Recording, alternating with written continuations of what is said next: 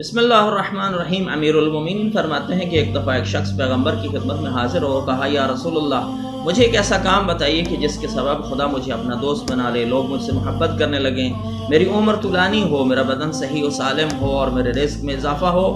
اور خدا مجھے آپ کے ساتھ محشور فرمائے۔ پیغمبر نے کہا ان 6 کاموں کے لیے 6 خصلتوں کی ضرورت ہے۔ اگر تم چاہتے ہو کہ خدا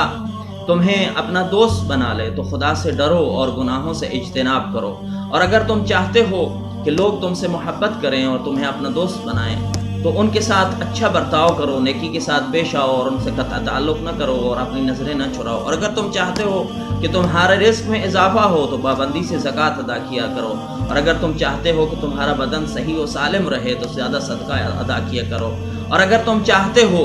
کہ تمہاری عمر طولانی ہو تو اپنے رشتہ داروں کے ساتھ